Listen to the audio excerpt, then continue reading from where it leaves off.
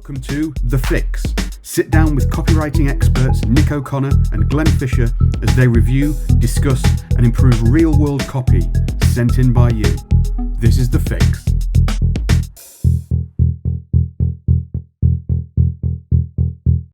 Hello and welcome to another episode of The Fix. My name is Nick O'Connor, and for the second week in a row, I'm not joined by Glenn Fisher, who is off scampering around the countryside up where he lives in Lincolnshire. So I've recruited another special guest for this week's episode, and that is Tom Meitner. Tom, welcome to the show, and thanks for stepping into Glenn's shoes. No, I'm happy to do it. Thank you for having me. So Tom runs a copy mentorship program called the Solo Copy Foundations program. So we'll talk about that kind of as we go today, and he can fill you in a little bit about what he does with that program. But to begin with, I wanted to dive straight in with a piece of copy that we can take a look at. So I'm going to bring it up on screen right now, and we'll see how we can improve it.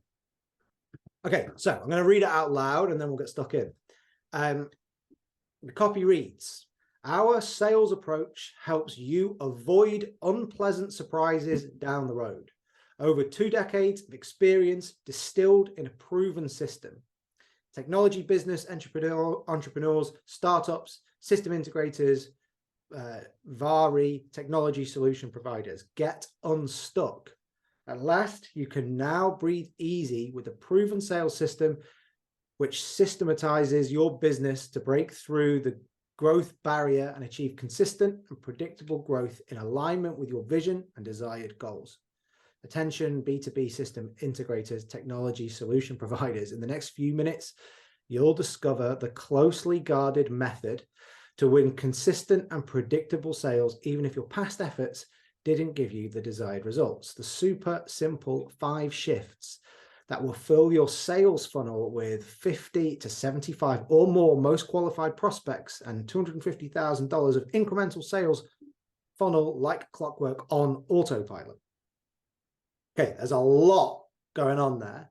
So I'm going to kind of set the table, I think, with how I would go about thinking about a piece of copy like this. So the first thing I would say, Tom, you may or may not agree with this, but I'm actually going to start by talking about the layout, the design, the way it looks on the page. If I sort of blur my vision a little bit, I used to do this a lot with junior writers who would write maybe copy a little bit like this or that looked like this. And I would say, where am I supposed to look? Like, what's the thing that is supposed to draw my attention? What was the thing that's supposed to draw my attention? Because I know that we want to disrupt people's patterns. You know, we don't want to just do the same things that everybody's doing. But the sort of standard in the information publishing world of like a small eyebrow, a big headline that's sort of 7 to 10 words long, a piece of subcopy and another piece of subcopy underneath that we call the deck leading into to the body copy. So I went through all that really quickly. It was technical. That framework, while you don't want to do it every time, it does sort of force you to think in a certain way about one idea and what that sort of unspools down into the page. And there's a reason for that, because that's kind of how we want to think about copy. And when I read a piece of copy like this, I sort of think, I'm not quite sure where to look. I'm not quite sure where the writer wants me to look. Perhaps we need to impose that sort of structure on it to decide what this is about, you know? Yeah, I totally agree. I mean, if you look at even just the way the text is justified, you know, there doesn't seem to be a lot of and I'm not implying anything by this, but you know, there doesn't seem to be a lot of strategy in how it's you know, some of it is justified way off to the left, some of it is centered, some of it's big, some of it's small. There doesn't seem to be a real pattern to what that is. And you'll notice in writing, you know, whether it's copy, even stuff like fiction books, like there's certain structures, there's certain ways that you lay this stuff out. And like you said, you don't want to constantly do the same thing, but those things exist because they work.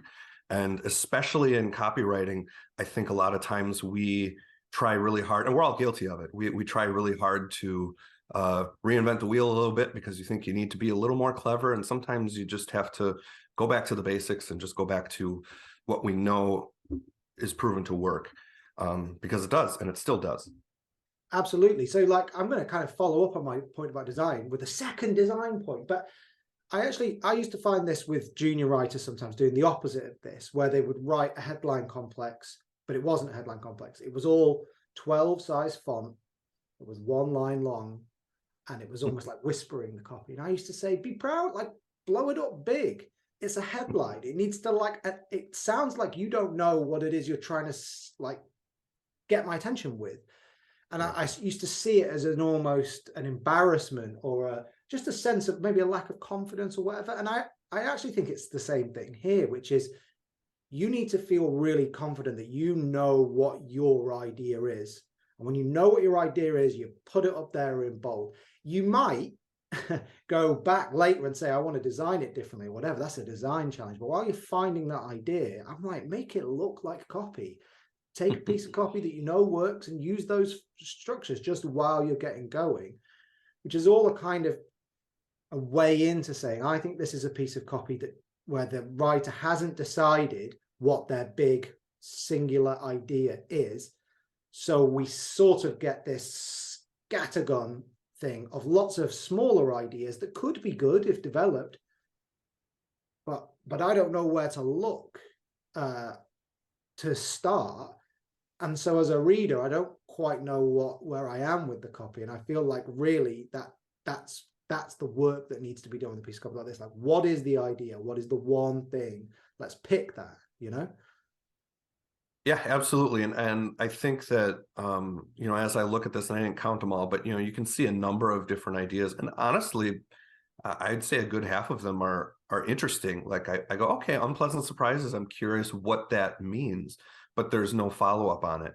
And that's kind of a bummer when you read something like this, because you go, all right, well, you want to know more, you're intrigued, but then they move on to the next idea right away. And you're opening a lot of threads, you're not closing any of them. And that can be frustrating for a reader.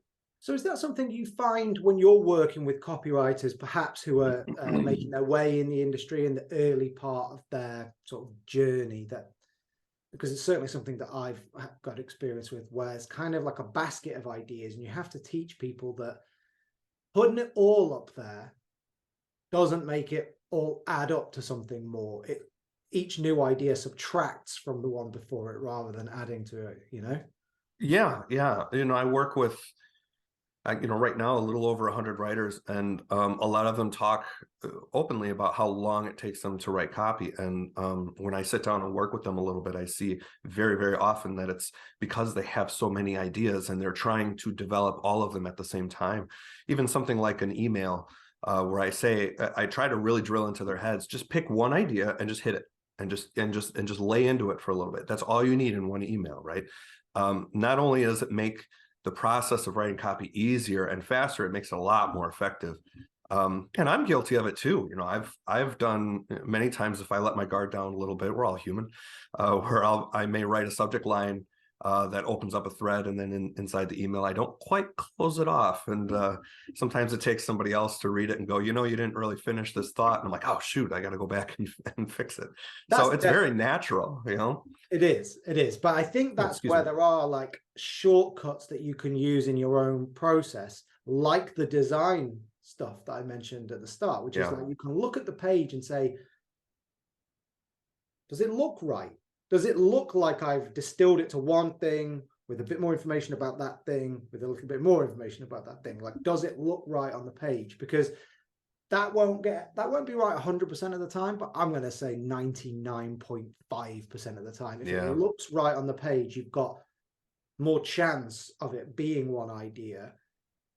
Whereas if it looks like this, you are running the risk of the reader just feeling a little bit confused. I've seen this whole, I don't know about you, but we were always taught at Agora that it's always called the rule of one, the power of one, or whatever, like pick one idea. But it's the same thing. Have you ever read Made to Stick, the book by Chip and Dan Heath? Yeah, it's been a while, but I've read it for sure. It's one of my favorite one of my favorite books, but it has that whole thing about, I can't remember who came up with it, but it's the economy stupid. Yeah. Slug line, slogan. But that's American politics. Yeah. But that's the rule of one, right? Like, Yep. say, so this is very niche for, and it's probably not something that you'll have heard before, but to English people, British people, it's familiar. In the 1990s, Tony Blair was the Prime Minister of Great Britain. He was elected in 1997. And he had this famous thing where he said, I've got 3 priorities. And then he would say, education, education, education. But it's the same idea. They're all expressions of the same thing, which is like, you can only say one thing. People will only listen to one thing from you. So what's that thing going to be? You have to decide. Yes. You can't say lots of things. Yeah. And you can learn a lot from politics in that regard. I mean, I'm not a big fan of politics, especially on a nationwide scale. I live in the United States, and it's just a dumpster fire over here. But you see it very often. You understand every politician picks like that thing that they want to be known for, and the ones that hit that messaging hard. We just had an election in November, and there were certain elections that didn't pan out the way that they were expected, and a lot of people who looked back on it said, these guys didn't have really strong messaging. It was just kind of scattershot all over the place, and they didn't pick something and stick to it and really set their brand to it. And I think as copywriters, we have to learn that too. Like, we have to pick that one idea and really stake our claim to it, because when we do that, it gets a lot stronger and it resonates a lot stronger with the audience. You know what? I'm going to go down a rabbit hole on politics now, but now you say it's very, very true. Because even if you look, if we take, so I am probably as agnostic about politics as you are in terms of the party political nature of it. I mean, yeah, I wouldn't want to spend a lot of time with any of these people because they want to be in charge. That's what they want. Yeah. They want power. But if we look at the techniques or the stories they tell to get their message out there, then it's the same as what we do. And like him or not, Donald Trump was great at, he did it in a negative way. He was able to ping other people and name them. He would use the power of one in a negative way, but it would be like Sleepy Joe Biden or whatever. And he just had that. It's not necessarily, it's a sort of dark power, I would argue. It's power, but it comes down to the one thing. It's the power of one. You just got to pin one thing on somebody, and then if it sticks, then your message can cut through, because it's just the same thing, just reinforcing it over and over and over. Yeah, and with the right message, you can apply it to just about anything. And I thought that was really smart on his part when I watched that unfold in 2016. I'm surprised it worked as well as it did, but it absolutely did. And it's not just limited to politicians. I like to talk a lot about pastors and preachers. A good sermon is going to have, it has a lead, it has the body, it has the conclusion, it has all the same structure as a good copywriting promotion, just in a little bit of a different format.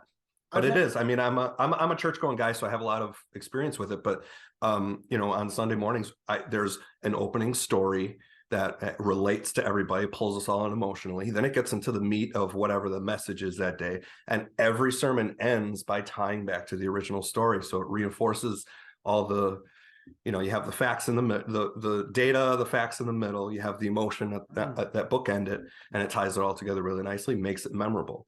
And that's what you want to do with copy too. That's very, very true. And actually studying, I suppose really what we're talking about is that one of the key secrets to communicating, communications of any sort, because you could make the same case about great, say, non-fiction books.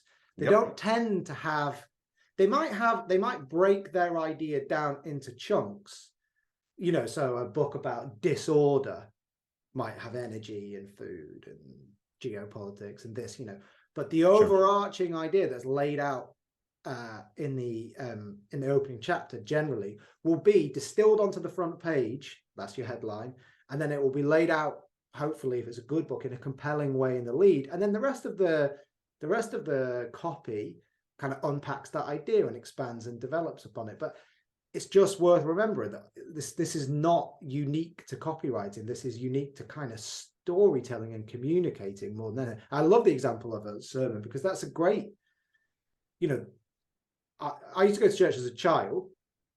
So I would say I've sat through my fair share of good ones and bad ones in terms of sermons, you know, and you know the difference. You know the difference because you're bored by a bad sermon. Like, it doesn't compel you. It's usually too technical and jargon filled, if you know what I mean. I was brought up in a Catholic household, so it might be really technical. And a good one is a story that brings you in and brings you along with it and resolves itself at the end. So it's absolutely, I really like that comparison. Do you study, do you use that in your teaching with copywriters in terms of like, take a look at this text or whatever? Or do you just use it as a sort of metaphor? I've used it as a metaphor. I probably should, to be honest. It would work really well. But it is something that I've referred to. It's only in the last probably 6 months where I've really tied that together and went, you know who's really good at writing copy would be, you know, the sermon writers that I've listened to. And it goes, and to tie into this piece of copy, one thing that I thought of as reading it was understanding the language of your audience. And if you think back to a preacher, there are generations of preachers, right? And the older guys preach a different way and the younger guys preach a different way. And if you're a younger guy, and I may be pushing 38, but I still consider myself a younger guy, as long as I can. You know, if I'm sitting in with a preacher that might be in his 70s or 80s, it's not going to resonate with me most likely as somebody who is closer to my age or maybe even a little younger, where they speak my language because they're coming to me on my level. And I think one of the issues here with this piece of copy is that there's not really, you know, you're speaking to, I mean, they just listed out business entrepreneurs and system integrators, whatever that is, technology solution providers, but there's not really you're not speaking their language at all. You know, you got to infuse a little bit of the personality and the perspective of your audience, because that's going to make them connect with this a lot more than just kind of some a list, effectively. I don't know. A list of things. I would say I never want to be part of a list that is like has slashes in the middle. As in, I don't want to be included in, because that just makes me a part of a list. So it's like, right, you know, if something said copywriters / writers / publishers, so let's say content producers, I just feel like, oh, I'm just part. I want to feel special. So I think actually the eyebrow that says our sales approach helps you avoid unpleasant surprises down the road probably is closer to where you want to start, because it's a little bit more emotional. So I don't quite know what those unpleasant surprises are, but effectively I think what it's saying is something like, are you unhappy with the sales that your funnel is generating? Whatever. That's not great, but like, if you're feeling unhappy and frustrated that you're not getting the sales you deserve, maybe that's your eyebrow. It calls out to somebody who wants sales, therefore they want a sales system, and it's slightly more emotional. You're frustrated, unhappy, so it has a sort of emotional power word there. I'd start there, because that's an eyebrow that's okay, that's talking to me now. Then I think we have to make some decisions here with the copy about what it is we want to say to them. So okay, there are 3 choices probably, I'd say, sort of 3 little headlines. One is over 2 decades of experience distilled into a proven system. The next is a proven sales system which systematizes your business to break through the growth barrier and achieve consistent and predictable growth in alignment with your vision and desired goals. And then the last one is the super simple 5 shifts that will fill your sales funnel with 50 to 75 or more qualified prospects, and then some other stuff. Of all of those, the one that caught my eye the most was probably the last one, because it's kind of like, do these 5 things to increase your sales, you know? Yeah, it's very specific too, right? It gives it's incredibly wordy. You know, if we move that up top, let's condense it a little bit, but I know what I'm getting from this, at least, that okay, I got 50 to 75 more most qualified prospects. With that wording would need to be tweaked a bit, but all right, I kind of know the result and if that's a result that I'm looking for, then I might keep reading. If you lead off with the over 2 decades of experience in a proven system. That's a nice little proof element, provided we can picture that, we can prove that a little bit, instead of just saying it, show what I mean. But I would move that way down. I think the 5 shifts is probably it. The other one that really interested me, just because I don't know, I like to write like that, but that bit right before the 5 shifts, the next few minutes, and this might be, right under the headline, the next few minutes to discover the closely guarded method. In my mind, I'm going, oh, why is it closely guarded? Like, all right, I'm interested in why you're keeping this a secret, right? Why hasn't this been publicized before? Because closely guarded is a very specific term to use. And you can put a good story behind it if there's people like that. People like secrets, they want to pull back the velvet rope, right? So I'm intrigued by that coming into this cold, but that's the only reference to it as being closely guarded. I'd like to see that develop then, I think, if we're going to use it, because possibly it needs to be from some very credible source. So the closely guarded method I used to grow my business from X to Y in the last 2 years, or even, even more compelling proof or whatever it might be. But because even the 2 decades of experience, that's sort of like a feature, not a benefit, if you know what I mean. It's descriptive of, okay, you've been in business for a long time. But if you show me a result, I used these 5 business hacks, funnel hacks, to fill my sales funnel with qualified prospects, and now you can too, or whatever. It starts to feel a little bit more like I have knowledge that's closely guarded and lucrative, and I'm going to share it with you. It starts to get closer to where I think a piece of copy like this should be, I guess. But we've got to establish that A, this person knows what they're talking about. B, they have some sort of specific promise, 5 shifts, hacks, whatever, what that is. And then we have to kind of lay out what the benefit to our prospect might be. Like, those are the 3 things that need to go on. So probably we need an eyebrow that does one, headline that does another, and then a piece of deck copy that does another. We have to make those decisions. Everything else needs to go because it won't add anything. Right. And that, it starts to clutter it up then. Yeah, and then maybe little things like just trying to avoid copy speak is quite a big one that we talk about a lot. So super simple, funnel, like clockwork, on autopilot. All of these things they're not necessarily bad, but they are things that I would say occupy the space of things that are said by copywriters and not real people. So we want to freshen those things up if we can, I like that, yeah. Like clockwork is fine, but if it's like clockwork on autopilot, that's one of those things where addition of the next phrase doesn't add much. In fact, it takes it away, because it's like clockwork on autopilot, and it's super simple. Right. We've got to, even if we want to say super simple, maybe if we say these 45-second funnel hacks or whatever, like, it's still not great necessarily, but like 45 seconds is slightly fresher than just super simple, So I think those things have got to be worked on slightly too. Yeah, I like that. There's quite a lot you could do here. I think the ultimate underlying piece of feedback I would give is, and we've talked about this in previous episodes of The Fix, that the rule of 1 is so important. Putting more on there won't make it necessarily stronger. It'll make it weaker. And in a situation like this, what was the way I described it in a previous episode? Yeah, that was it. You got to select and amplify. So you got to pick the thing that you like of all of that copy, cut everything else, and blow that up. If you enjoy The Fix and want to get access to even more good stuff, join the Fix Accelerator today. Get access to special masterclasses from Nick and me, watch expert interviews with industry legends, join live copy feedback sessions every week, and get connected to our very own private copy network. Visit thefixaccelerator.com for more information.